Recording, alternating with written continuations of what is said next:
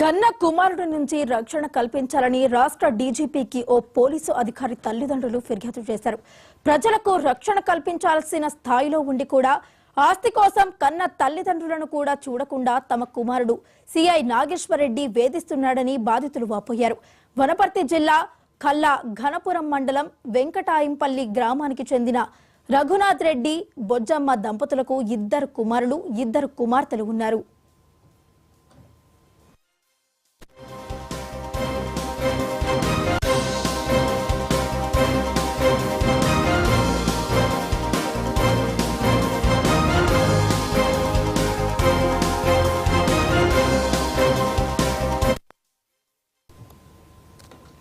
పెద్ద కుమారుడు నాగేశ్వరరెడ్డి సిఐగా విధులు నిర్వహిస్తుండగా చిన్న కుమారుడు యాదయ్య కానిస్టేబుల్ గా పనిచేస్తున్నారని వారు తెలిపారు.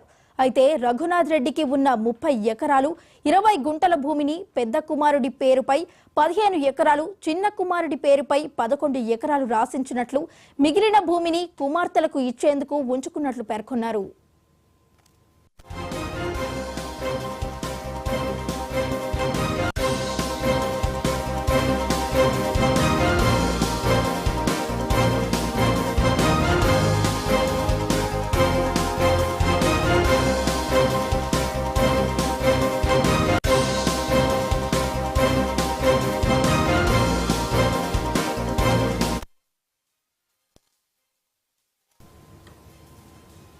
ఆ విషయంపై అతని పెద్ద కుమారుడు సిఐ అయిన నాగేశ్వరరెడ్డి తన పేరుపై ఇంకో 5 ఎకరాల భూమి రాయించాలని ఒత్తిడి చేశారని, అది వినకపోయేసరికి పలుమార్లు తమను దూషించడంతో పాటు దాడి చేసినట్లు వృద్ధ దంపతులు కన్నీరు పెట్టుకున్నారు.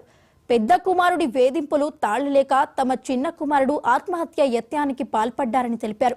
ప్రస్తుతం తమ పెద్ద కుమారుడు నాగేశ్వరరెడ్డి రాచకొండ కమిషనరేట్ మల్టీజోన్ 2లో సిఐగా విధులు నిర్వహిస్తున్నాడని తెలిపారు. తన కుమారుడు నాగేశ్వరరెడ్డిపై చర్యలు తీసుకొని తమకు రక్షణ కల్పించాలని వారు వేడుకుంటున్నారు.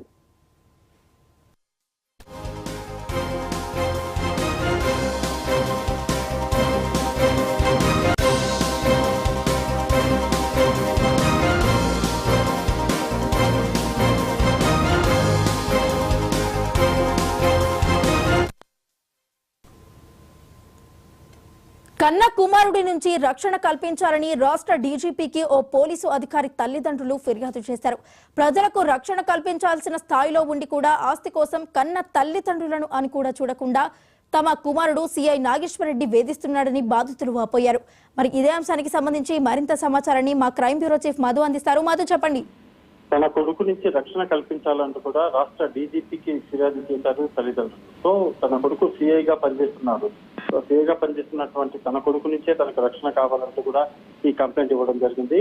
వనపర్తి జిల్లా కిల్లా ఘనపూర్ మండలం వెంకటాయపాలెం గ్రామానికి చెందినటువంటి రఘునాథ్ రెడ్డి బొజ్జమ్మ దంపతులు ఈ కంప్లైంట్ అయితే ఇచ్చారు. తన పెద్ద కొడుకు అయినటువంటి నాగేశ్వర రెడ్డి ఇతను సర్కిల్ ఇన్స్పెక్టర్ గా పనిచేస్తున్నారు. అదేవిధంగా చిన్న కొడుకు అయినటువంటి యాదయ్య ఇతని కానిస్టేబుల్, 2 కూతుళ్లు తమకు సంతానంగా ఉన్నారు. అయితే పెద్ద కొడుకు నాగేశ్వర రెడ్డి రాచకొండ కమిషనరేట్ పరిధిలో మల్టీజోన్ 2లో సీఏగా ప్రస్తుతం అయితే విధులు నిర్వహిస్తున్నారు. తన కొడుకు ఆస్తికు విషయంలో గొడవ జరుగుతుంది.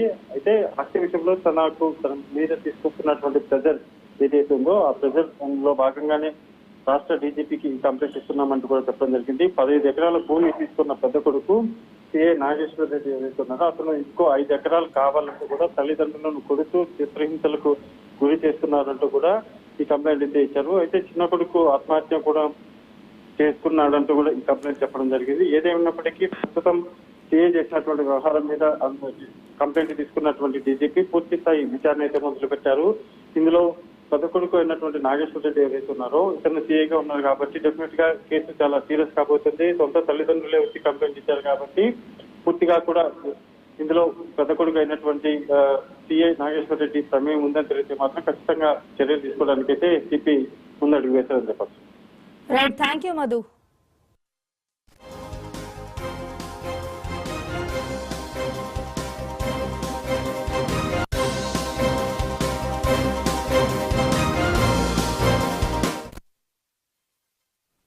ఇలా గన్పూర్ మండలం వెంకటాంపల్లి మాది. నా పెద్ద కొడుకు సిఐ, చిన్న కొడుకు ఎక్కడున్నది మాకు తెలియదు సార్. పేరు నాగేశ్వర రెడ్డి. చిన్న కొడుకు కానిస్టేబుల్. ఇద్దరు బిడ్డలు ఒక ఆమెను గంగారం ఇచ్చిన, ఒక ఆమెను గోపులాపురం ఇచ్చిన. వాళ్ళ కష్టం చేసుకొని వాళ్ళు బతుకుతున్నారు. మాకేం ఆశపడకుండా వాళ్ళ కష్టం చేసుకొని వాళ్ళు బతుకుతున్నారు. మాకు ఆస్తి పంపకాలు ఆస్తి చేసి అని మా పెద్ద కొడుకు 4 ఏళ్ళ నుండి మాకు సతాయిస్తే నాయన నేను చచ్చిన దగ్గర ఉండండి, చచ్చినాక చేసుకుందరని చెప్పిన. చెప్తే అట్లా కాదు, నాకు 2 కొడుకులు, మీరు చచ్చిపోతే చెరసగం కావాలి అంటాడు తమ్ముడు. నాకు 2 కొడుకులు, నాకు 2 భాగాలు చేసి నాకు 10 ఎకరాలు, తమ్మునికి నాకు 20 ఎకరాలు, తమ్మునికి 10 ఎకరాలు. ఒక కొడుకు ఒక బిడ్డ కదా, తమ్మునికి 10 ఎకరాలు. తమ్ముని బిడ్డ ఉంటే నా కొడుకులు తమ్ముని కొడుకు కలిసి పెళ్లి చేస్తారు. నాకైతే ఇప్పుడు 20 ఎకరాలు అన్నాడు. ఇదేకటి పద్ధతి నాయన, ప్రపంచంలో లేనిది. నీకు పెద్ద ఓదలు ఉండవు, ఏంటికి కారం అవుతావు నాయన. నీకు 1,00,000 రూపాయలు వస్తాయి, కొంత 50,000 వస్తుంది. నీ కష్టం నువ్వు చేసుకొని బతుకున్నాయినా, నువ్వు సంపాదించుకో. ఇంత దానికి ఎందుకు రద్దీ పడతావు? నువ్వు మీ పిల్లలు ఉన్నంత వరకు గుడకంగా ఇది అన్యాయం చేసిండని అనుకుంటారు జనం. వద్దు నాయన, నీ కాలు మొక్తానాయన. ఒకవేళ అమ్మనాయన చచ్చిపోయినరు అనుకో, అమ్మనాయన చచ్చిపోతే నేనే సాకిన, నేనే చెల్లెలు పెళ్లిళ్ళు చేసిన అనుకో, నేనే తమ్ముని సాగిన అనుకో, పెద్ద పంచు చేసుకొని ఆయన ఈ కాలం కాకుండా ఆయన నీ కాలు మొక్కిన చెప్తే కూడా కాక పొట్టనీకి వచ్చిండు కుర్చీ తీసుకొని ఉరికొచ్చిండు. ఉరికొచ్చినప్పుడు నాకు మోకాలకు ఆపరేషన్ అయ్యింది, లేచే పరిస్థితిలో లేను.